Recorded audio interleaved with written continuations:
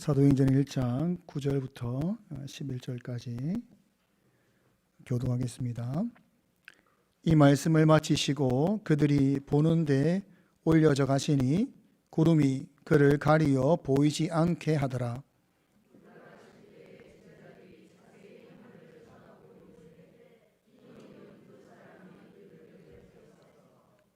같이 있습니다.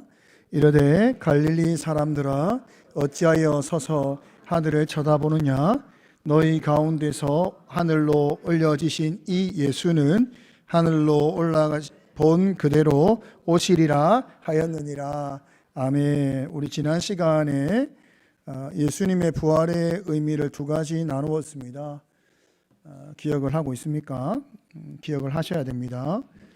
우리가 지금까지 배우고 나누고 있는 것은 우리가 믿습니다라고 하는 우리의 신앙의 고백의 내용입니다. 내가 무엇을 믿는지를 우리가 분명하게 고백할 수 있어야 되는 것입니다. 내가 생각하는 것, 내 마음으로 가지고 있는 것, 내 믿음으로 가지고 있는 것에 대해서 우리는 말할 수 있어야 됩니다. 베드로전서 3장 15절을 함께 읽겠습니다. 너희 마음에 그리스도를 주로 삼아 거룩하게 하고 너희 속에 있는 소망에 관한 이유를 묻는 자에게는 대답할 것을 항상 준비하되 온유와 두려움으로 하고. 한번 따라하겠습니다. 소망을 묻는 자에게 대답할 것을 항상 준비하라. 한번 더 하겠습니다. 소망을 묻는 자에게 대답할 것을 항상 준비하라. 여러분, 우리가 살아가는 우리의 삶 속에서 누군가가 소망을 묻습니다. 왜 묻는가? 우리 속에 있는 것이 우리 바깥으로 표출됩니다. 우리는 그것을 삶이다 이렇게 이야기하죠. 우리 안에 있는 것이 우리의 삶으로 나오는 것입니다. 표출되는 것입니다. 속에 그리스도를 주로 살아가는 자들은 을을 위해 삽니다. 을을 위해 고난을 받지만 두려움과 근심보다는 믿음으로 살아갑니다. 어느 순간 다르게 살아가는 우리의 모습을 보고 사람들이 우리의 속에 있는 것을 묻는 것입니다. 이렇게 질문하는 것입니다. 왜 그렇게 사는가? 어떻게 그렇게 살 수 있는가? 라는 질문을 합니다. 이 질문을 받을 때에 우리는 우리가 믿는 소망에 대하여서 대답할 수 있어야 됩니다.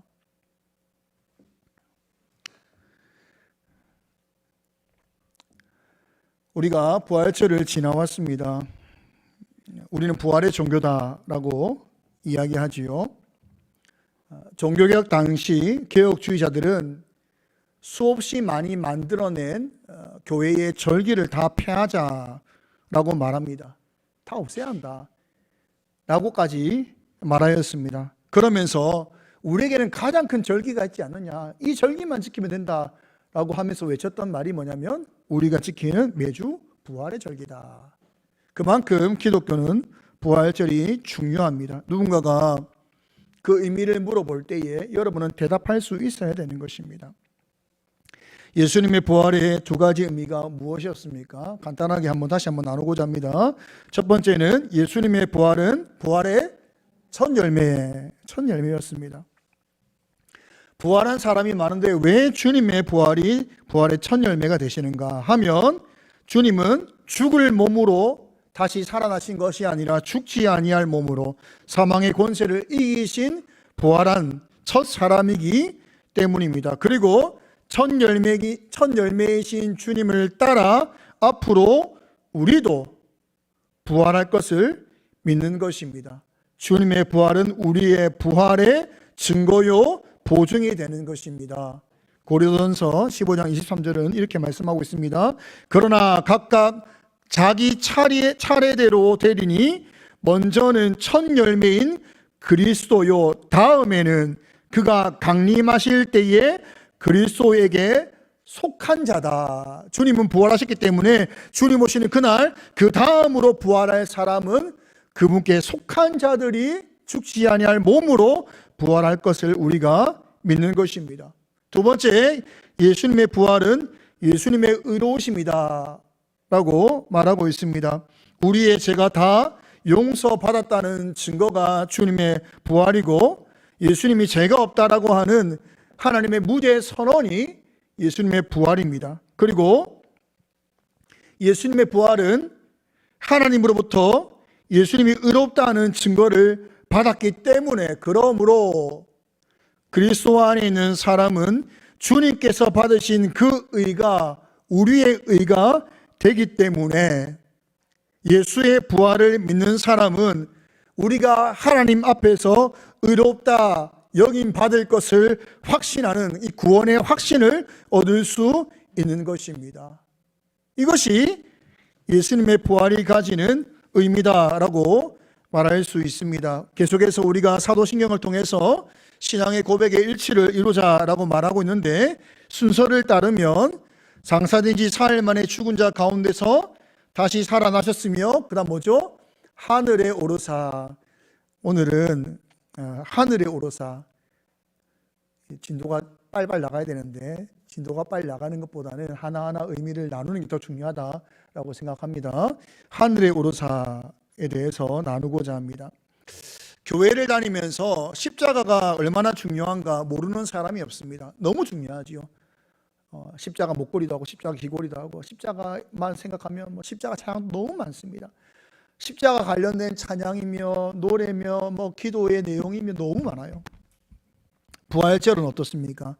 말해 뭐 하겠습니까? 부활절이 얼마나 중요한지 교회가 얼마나 많이 강조를 합니까? 그러니까 십자가와 예수님의 부활은 교회가 많이 강조하고, 또 우리가 그 의미가 무엇인지를 잘 압니다. 반면에 우리가 잘 나누지 않는 내용 중 하나가 무엇인가 하면 승천하심, 하늘의 오르사에 관한 내용을 우리가 잘 나누지 않습니다. 주님께서 하늘에 오르셨다, 승천하셨다라는 것은 우리가 알지만, 우리가 믿지만, 그것이 중요하다라고 생각하지만, 이 승천의 의미가 어떤 의미를 가지는가를 잘 알지는 못합니다. 우리가 신앙의 고백의 일치를 이루자라고 외치며 가장 먼저 읽었던 히브리서 4장 14절, 이 내용을 살펴보면 거기에 강조되는 내용, 우리가 붙잡아야 될 신앙의 고백의 내용 안에 주님의 승천이 기록되어 있습니다. 함께 히브리서 4장 14절을 함께 읽겠습니다. 시작. 그러므로 우리에게 큰 대제사장이 계시니 승천하신 이곳 하나님의 아들 예수시라. 우리가 믿는 도리를 굳게 잡을지어다. 우리가 반드시 고백하자. 함께 신앙의 고백의 일치를 이루자라고 말하면서 믿는 도리라고 말할 때에 들어가는 내용은 주님의 승천이다. 주님의 승천을 우리가 굳게 믿어야 된다라고 말을 하고 있는 것입니다. 여러분, 주님의 승천이 왜 중요하겠습니까? 이런 질문을 할 수 있습니다. 주님은 왜 승천하셨을까요? 난데없는 질문이죠. 또 다른 질문을 해보고자 합니다. 주님은 왜 꼭 500여 명이 보는 앞에서 왜 하늘에 오르셨을까요? 40일 동안 어디 계시는지도 모르고 순간순간 나타나셨잖아요. 부활 이후에. 그리고 갑자기 사라질 수도 있습니다. 아니면 더 오래 그들과 함께 계실 수도 있습니다. 그런데 예수님은 승천하셨고, 그리고 꼭 그들이 보는 앞에서 하늘에 오르셨습니다. 이유가 있다는 겁니다. 왜 승천하셨는가? 그리고 왜 그들이 보는 앞에서 하늘에 오르셨는가? 이것은 매우 중요하고, 이것을 알 때에 우리에게는 신앙의 유익이 있는 것입니다. 주님의 승천이 우리에게 주는 유익, 첫 번째는 우리가 하늘 시민임을 알게 하십니다. 예수님은 제 아들 앞에서 땅에서 하늘로 오르셨습니다. 그리고 다시 오실 것이다 라고 말씀하셨습니다. 성경은 요한복음을 통해서 주님의 오심을 이렇게 설명하고 있습니다. 요한복음 14장 2절과 3절 합독하겠습니다. 내 아버지 집에 거할 곳이 많도다. 그렇지 않으면 너희에게 일렀으리라.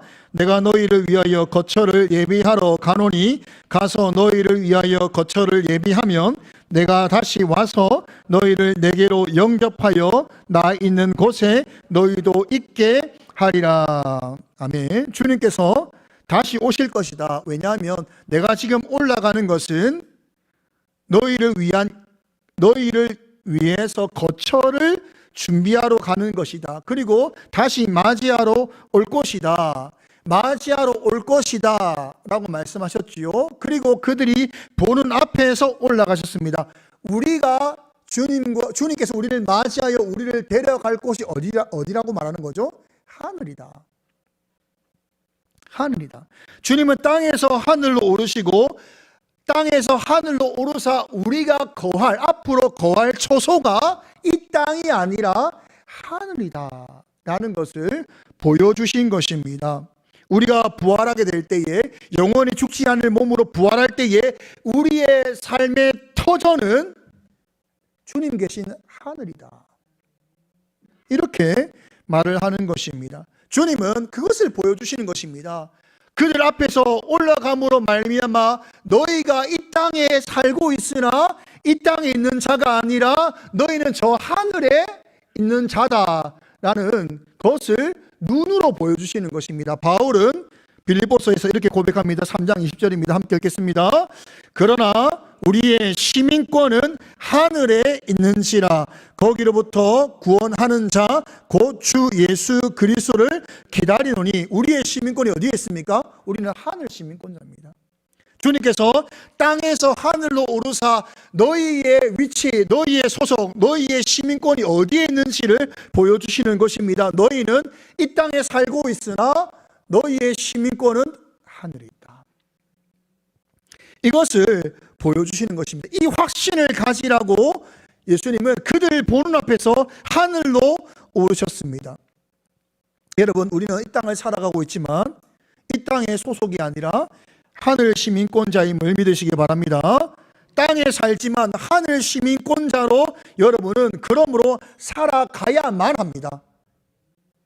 이것이 중요합니다. 주님께서 왜 우리를 보는 앞에서 올라가셨냐면 너희는 하늘 시민권자다. 여기서 멈추면 안 돼요. 그러므로 너희는 마땅히 하늘 시민권을 가진 사람으로 살라고 말씀하시는 겁니다. 이것을 보여주지 않으면 주님이 떠나시고 나서는 기억 못한, 우리 구원받았지, 구원받은 것으로 끝나는 거예요.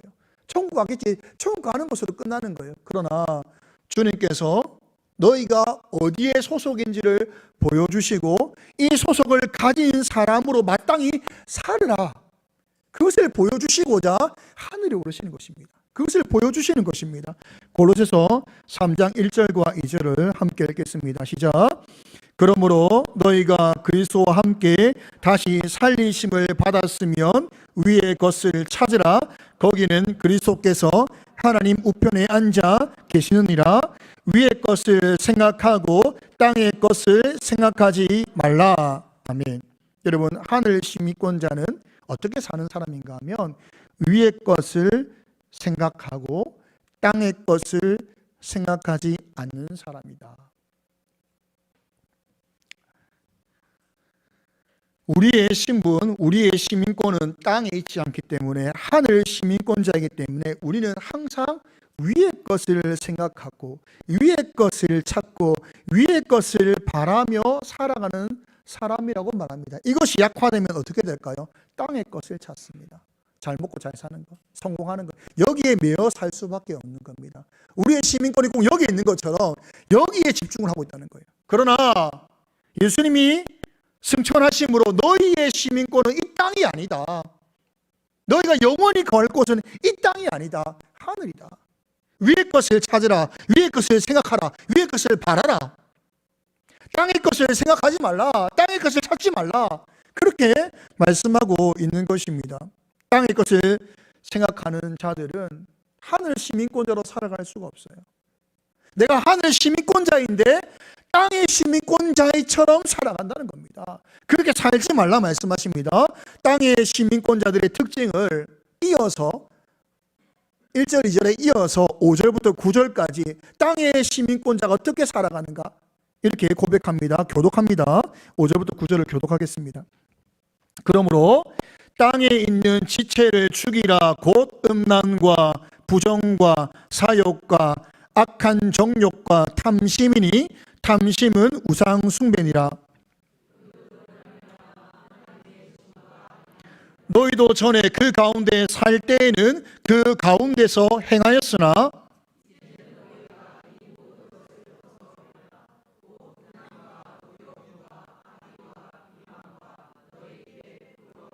같이 있습니다. 너희가 서로 거짓말을 하지 말라. 옛사람과 그 행위를 벗어버리고. 여러분, 하늘 시민권자임에도 불구하고 위의 것을 바라보고 내가 하늘 시민권자이지, 내가 영원히 거할 곳은 주님 곁이지, 하늘에 내가 속한 자이지 라는 것을 잊어버리고 사는 사람은 땅의 것을 찾습니다. 그 결과, 그 내용이 바로 이것입니다. 악을 행하는 것입니다. 거짓을 행합니다. 입술의 말을 지키지 못합니다. 부끄러운 것들을 행하는 것입니다. 그러나 하늘 시민권자는 그렇게 살 수 없습니다. 그렇게 살지 말라 말씀하십니다. 하늘 시민권자의 삶을 3장 12절에서 17절까지 교독하겠습니다. 제가 먼저 읽겠습니다. 그러므로 너희는 하나님이 택하사 거룩하고 사랑받는 자처럼 긍휼과 자비와 겸손과 온유와 오래 참음을 옷 입고,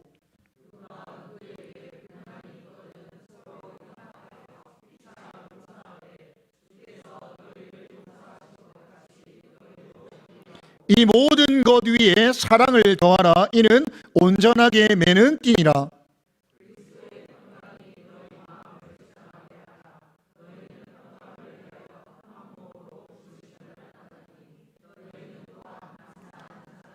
그리스도의 말씀이 너희 속에 풍성히 거하여 모든 지혜로 피차 가르치며 권면하고 시와 찬송과 신령한 노래를 부르며 감사하는 마음으로 하나님을 찬양하고, 또 무엇을 하든지 말에나 일에나 다 주 예수의 이름으로 하고 그를 힘입어 하나님 아버지께 감사하라. 마지막 이렇게 고백합니다. 23절입니다. 함께 읽겠습니다. 무슨 일을 하든지 마음을 다하여 주께 하듯 하고 사람에게 하듯 하지 말라. 여러분, 우리는 새 사람이 된 것입니다. 하늘 시민권을 가진 사람이 된 것입니다. 하나님이 우리를 택하사 거룩하게 하시며 하나님의 사랑받는 자가 되게 하신 것입니다. 그러므로 하늘 시민권자답게 행하는 것이 마땅합니다. 이것은 상을 받기 위한 것이 아닙니다. 이렇게 행하는 것은 우리가 이렇게 행함으로 말미암아 의로워지는 것이 아닙니다. 이것은 하늘 시민권자로서 마땅한 것입니다. 여러분, 각 나라의 시민권자들은 그 시민권자답게 행합니다. 일본 비전 트립을 하면서 일본 사람들이 질서를 참 잘 지킨다, 이런 생각을 했습니다. 도쿄에 머무는 사람이 제 기억이 맞다면 3천만 명. 집사님 맞습니까? 네. 갑자기 생각을 하다가 3천만 명이 엄청 복잡하더라고요. 근데 에스컬레이터를 타고 올라가는데 제가 실수를 몇 번 했어요. 저는 대화를 하고 싶어가지고 옆에 우리 그 이제 어른들 있고 제가 옆에 가지고 올라 앞뒤로 저 혼자 이렇게 삐져나와 있더라고요. 아무도 두 줄로 서는 분이 없어요. 전부 일자예요. 완벽한 일자. 깜짝 놀랐어요. 그런데 그건 아무것도 아니었습니다. 길을 걷는데 사람이 너무 많아, 복잡해. 우리는 그 복잡한 가운데서도 우리는 수평으로 걸었어요. 수평으로. 대화한다고. 일본 사람은 다 수직으로 걸어요. 왜요? 다른 사람 방해 안 되게 하기 위해서. 굉장히 놀라웠어요, 사실은. 우리가 길을 가다 보면 당연히 뭐 대화도 하게 되고 함께 가는 사람들이니까 이런저런 할 말도 있잖아요. 그러니까 우리의 이 구조는 수평적 구조로 간단 말이에요. 자연스럽게. 우리는 10명이면 거의 뭐 10줄 내지는 5줄 이렇게 가잖아요. 근데 완벽하게 일자예요. 일본 사람들이 거의 일자로 가더라고요. 이것이 그 나라 시민의식이더라고요. 그러니까 이거는 상을 받기 위한 것이 아닌 거예요. 이렇게 행함으로 말미암아 의롭다라고 어떤 역임을 받기 위한 것이 아니고 그냥 일본 사람이 가지고 있는 공통된 시민의식, 다르게 말하면 마땅한 거예요. 마땅한 거. 제가 이 마땅한 거 영향을 받은 거예요. 제가 이번 며칠 전에 아이들을 데리고 동대구역에 갔거든요. 동대구역 가는데 이 지하철 타고 에스컬레이터로 올라가는데 자연스럽게 한 줄 애들 보고 한 줄, 두 줄 서면서 제가 일본 이야기를 하는 거, 일본 사람들은 한 줄 서더라. 방해 안 되도록 한 줄 선다. 길을 가다가 원래 이제 애들 손을 잡고 네 줄로 가는데 갑자기 마음에 좀 불편함이 있는 거야. 야, 최소한 두 줄로 가자. 두 명씩 두 줄로. 영향을 받는 거죠. 왜 그렇게 했는지를 알게 되고, 이게 좀 좋구나, 옳다, 이런 생각이 드니까 자연스럽게 일렬로 4명이 가는 게 불편한 거예요, 사실. 태국에 올 한 해 제가 태국과 일본을 같이 갔었는데, 태국에 가서도 제가 놀랐던 시민의식이 있어요. 공항에서 내려가지고 선교사님이 이제 숙소까지 차를 달리는데 엄청 빠르더라고요. 130, 140 밟는 거예요. 가슴이 떨리더라고요. 너무 빨라가지고. 근데 선교사님 차가 빠른 편이 아니에요. 더 빨리 차들이 지나가는 거예요. 엄청나게 차들이 빠른 거예요. 근데 베트남이나 필리핀 가면 차들이 빨리 지나간 걸 한 번도 제가 경험하지 못했거든요. 베트남 거의 60km로 가고 이렇게 하는데 130, 140을 밟으니까 제가 깜짝 놀란 거예요. 이렇게 빠른 나라가 있구나. 근데 이 방콕이라는 방콕 안에 번화가를 가는데 얼마나 차들이 많은지 정말 제가 과거에 강남의 강남역에 차들이 밀집된 것처럼 차가 너무 많은 거예요. 얼마나 오토바이가 많은지 끼어들기를 엄청나게 많이 하는 거예요. 우리나라 같으면 어떻게 되죠? 경적 소리가 끊임없죠. 빵빵 빵 난리가 나잖아요. 근데 우리나라보다도 더 복잡하고 오토바이가 많아가지고 갑자기 막 끼어들고 이러는데도 불구하고 경적 소리가 한 번도 안 납니다. 놀랍지 않습니까? 저만 놀란 건가요? 한번 가서 한번 경험해 보십시오. 너무 놀라워요. 차가 그래 많고 수시로 막 끼어들고 너무 복잡한데도 불구하고 아무도 경적 소리를 울리지 않아요. 그래서 제가 어떤 순간 딱 경적 소리 울리길래 울린다 했더니 한국 사람일 거다 이렇게 하더라고요.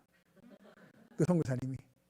이게 시민의식인 거예요. 상을 받기 위한 것이 아닌 거예요.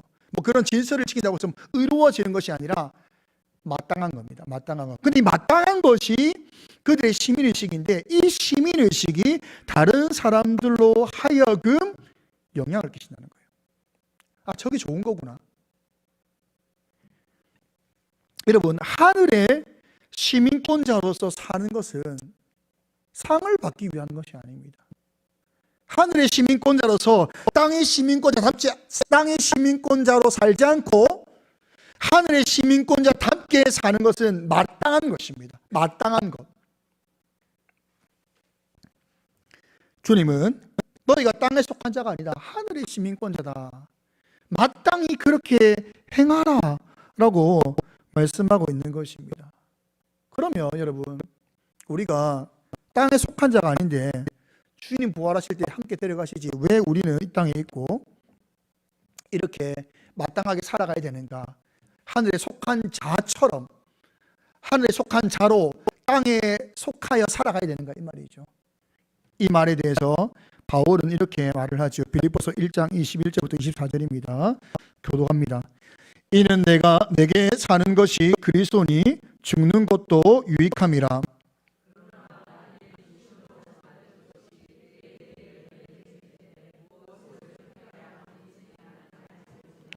내가 그들 사이에 끼었으니 차라리 세상을 떠나서 그리스도와 함께 있는 것이 훨씬 더 좋은 일이라. 그렇게 하고 싶으나 내가 육신으로 있는 것이 너희를 위하여 더 유익하리라. 여러분, 우리가 하늘 시민권자인데 이 땅에 왜 여전히 살아가고 있는가에 대해서 질문할 수 있습니다.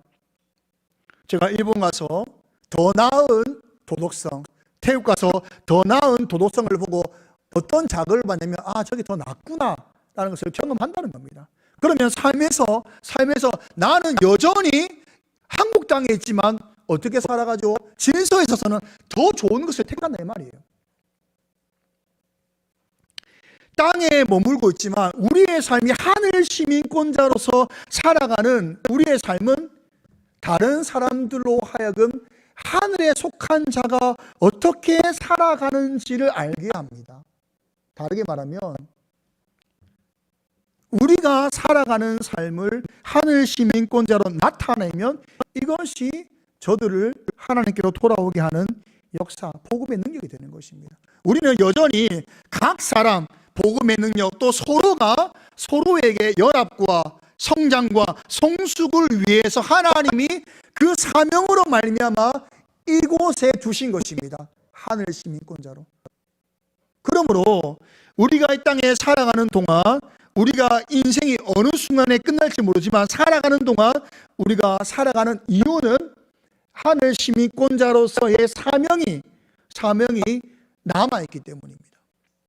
그러므로 여러분, 살아가는 동안 땅의 시민권자로 살면 안 됩니다. 하늘에 속한 자로 살아야만 여러분은 사명을 다할 수 있는 것입니다. 여러분이 사명을 다할 때에 교회가 하나 되고 성도가 연합하고 믿지 않는 자가 하나님께 돌아오는 이런 역사가 일어날 수 있는 것입니다.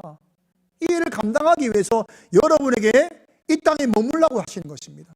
그러나 하늘 시민권자로 마땅히 살라고 말씀하시는 겁니다. 두 번째로, 마지막으로 예수님의 승천이 우리에게 주는 유익, 두 번째는 성령님을 보내주셨다라고 성경은 말하고 있습니다.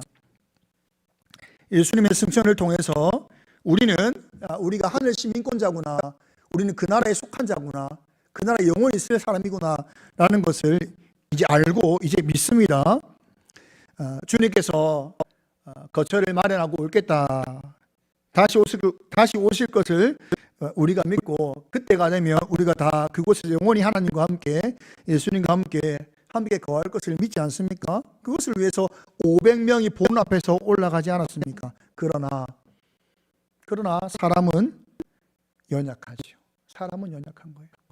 말씀을 들을 때에는 그렇구나라고 하지만 또 삶에 들어가면, 또 직장과 또 가정 속으로, 또 누군가의 다툼 속으로, 어려움 속으로 들어가면 우리의 믿음이 얼마나 연약해지는지 몰라요. 믿음을 가져놓으라 하면서 한순간에 믿음을 잃어버리는 게 우리의 삶이지 않습니까? 부활의 주님이 승천하셨다, 너는 하늘에 속한 자다, 이렇게 말을 하고 눈으로 보아도 우리는 연약하다 이 말이죠. 그런데 주님께서 승천하시면서 우리에게 하나의 선물을 주신 것이죠. 주셨습니다. 누굴 주셨죠? 보혜사 성령님을 주신 것입니다. 여러분, 보혜사 성령님을 주실 때 어떻게 주셨습니까? 주님께서 제 아들에게 난 떠난다 이렇게 말씀하시니까 제 아들이 근심을 하죠. 근심할 수밖에 없습니다. 주님이 떠나는데 근심하지 않을 수 있겠습니까? 근심합니다. 근심하는 그들에게 거처를 마련하고 다시 오겠다라고 말씀하는데 두렵지요. 근심이 가득합니다. 그때 하나의 약속, 반드시 올 것이고, 그리고 영원히 너희들이 그 약속을 붙들 수 있도록 영원히 너희와 함께 할 수 있는 이 보증된 분을 보내주겠다라고 하면서 보내주신 분이 누구냐면 성령님이십니다. 성령님은 오실 때부터 무엇의 보증으로 오셨냐면 주님의 승천하심이 다시 오실 것, 우리가 하늘 시민권자라는 보증으로 이 땅에 오신 것입니다. 요한복음 14장 16절을 함께 읽겠습니다. 시작. 내가 아버지께 구하겠으니 그가 또 다른 보혜사를 너희에게 주사 영원토록 너희와 함께 있게 하리니. 이 14장의 말씀이 바로 근심하는 사람들에게, 그리고 내가 올라갔다 다시 오겠다 하는 그때에게 주신 말씀입니다. 내가 보혜사를 너희에게 주사 영원토록 너희와 함께 하겠다. 그분이, 성령님이 너희에게 내가 반드시 올 것에 대한 보증이요, 너희가 하늘 시민권자라는 보증이다. 너희가 믿음이 약해질 때에도 성령님으로 말미암아 이 확신을 가져라. 너희가 마음이 어려울 때도 성령님께서 너희의 마음을 도와주실 것이다 라고 말씀합니다. 요한복음 16장 7절입니다. 함께 읽겠습니다. 그러나 내가 너희에게 실상을 말하노니 내가 떠나가는 것이 너희에게 유익이라. 내가 떠나가지 아니하면 보혜사가 너희에게로 오시지 아니할 것이요, 가면 내가 그를 너희에게로 보내리니. 여러분, 주님께서 하늘로 올라가심으로 말미암아 우리가 하늘 시민권자라는 것을 확신하게 된 것입니다. 그분이 하늘에 오르셨기 때문에 우리가 땅에 속한 자가 아니요 하늘에 속한 자라는 것을 확신을 가지고 살아갈 수 있게 된 것입니다. 또한 주님께서는 그 확신을 다시 한번 보증하시기 위해서 성령님을 보내주신 것입니다. 그러니까 주님의 떠나심이 우리에게 확실한 유익이죠. 왜요? 우리가 하늘에 속한 자라는 것을 확신하며 살아갈 수 있게 하시기 때문이죠. 또한 성령님은 우리의 믿음이 약해질 때마다 우리가 정말 하늘에 속한 자인가? 우리가 정말 천국 백성인가? 우리가 정말 주님과 영원히 그 나라에 거할 사람인가에 대해서 우리의 책임을 묻지 않으십니다. 오히려 우리의 책임을 묻기 전에 성령을 보내사 그분께서 도우실 것이다, 이렇게 말씀한다는 겁니다. 여러분, 그러므로 여러분의 믿음이 흔들릴 때마다 우리가 연약하여서 내가 정말 하늘의 시민권자인가? 내가 구원받은 백성인가? 내가 주님과 영원히 거할 사람인가? 이런 믿음이 흔들릴 때마다 성령님께 도움을 구하시기 바랍니다. 그러기 위해서 성령님은 우리에게 오신 것입니다. 주님께서 보내신 선물이다 말씀하고 있는 것입니다. 여러분, 주님의 승천은 분명히 우리에게 말하고 있는 것입니다. 우리가 이 땅에 속한 자가 아니요 하늘에 속한 자요. 이제는 하늘에 속한 자이기 때문에 이제는 땅의 것을 생각하지 말고 영원히 거할 그 나라를 생각하고 그 나라를 바라고 그 나라를 찾으며 그 나라에 속한 자로 살아가라. 그러기 위해서 주님은 보는 앞에서 하늘에 오르셨다라고 말하고 있는 것입니다. 우리가 고백하는 하이델베르크 49문과 답을 함께 읽겠습니다. 그리스도께서 하늘에 오르심은 우리에게 어떤 유익을 줍니까? 첫째, 그리스도는 우리의 대언자로서 하늘에서 우리를 위해 그의 아버지 앞에서 간구하십니다. 둘째, 우리의 몸이 그리스도 안에서 하늘에 있으며 이것은 머리 대신 그리스도께서 그의 지체인 우리를 그에게로 이끌어 올리실 것에 대한 확실한 보증입니다. 셋째, 그리스도는 그 보증으로 그의 성령을 우리에게 보내시며 우리는 성령의 능력으로 말미암아 그리스도께서 하나님 우편에 앉아 계신 위의 것을 구하고 땅의 것을 구하지 않습니다. 이것이 우리가 믿는 고백입니다. 그 찬양 중에 아주 오래된 찬양, 20년 넘은 찬양, 하늘 소망이라는 찬양이 있습니다. 첫 가사가 이렇게 시작됩니다. 나 지금은 비록 땅을 벗하며 살지라도 내 영혼은 저 하늘을 디디며 산다. 나는 이미 하늘에 속한 자요, 그곳에 살아가는 자다, 이렇게 고백을 합니다. 여러분, 주님의 부활 승천은 더 이상 믿는 자가 땅에 속한 자가 아니요 하늘 시민권자라는 것에 대한 분명한 확신과 보증이 되는 것을 믿으시기 바랍니다. 그러므로 여러분, 마땅하게, 여러분 이제부터 마땅하게 상이 아니라 마땅하게 여러분은 하늘 시민권자로 사는 이 사명을 감당하셔야 됩니다. 그러기 위해 여러분이 이 땅에 지금 아직 남아있는 것입니다. 다른 이유가 없습니다. 하늘 시민권자가 이곳에 있는 것은 땅에서 여러분이 성공하고 번성하고 대단한 일을 하라고 이 땅에 있는 것이 아니라 이 땅에서의 남은 사명을 위해서, 여러분에게 주어지는 사명을 위해서 있는 것입니다. 언제나 여러분 하늘 시민권자로서 위의 것을 생각하고 위의 것을 바라고 위의 것을 찾으며 살아갈 수 있기를 간절히 소망합니다. 함께 찬양했으면 좋겠습니다. 하늘 소망. 가사를 생각하면서 아시는 분은 좀 크게 부르시고 모르시는 분은 가사에 좀 더 집중을 해주시고 아시면 될 것 같습니다.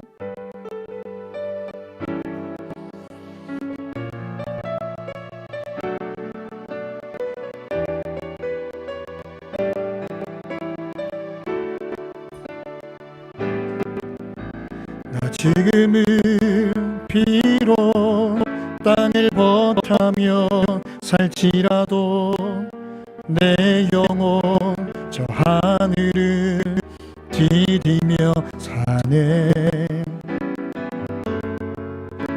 내 주님 대신 눈물 없는 곳 저 하늘에 숨겨둔 내 소망인데 보고픈 얼굴들 그리운 이름들 많이 생각나 때론 가슴 터지도록 기다려지는 곳 내 아버지 너른 품 날 찾으시는 저 하늘에 쌓아둔 내 소망이 내 주님 그 나라에 이를 때까지 순례의 걸음 멈추지 않으며 어떤 시련이 와도 나 두렵지 않네. 주와 함께 걷는 이 길에 우리 다시 한번 처음부터 고백하겠습니다. 나 지금은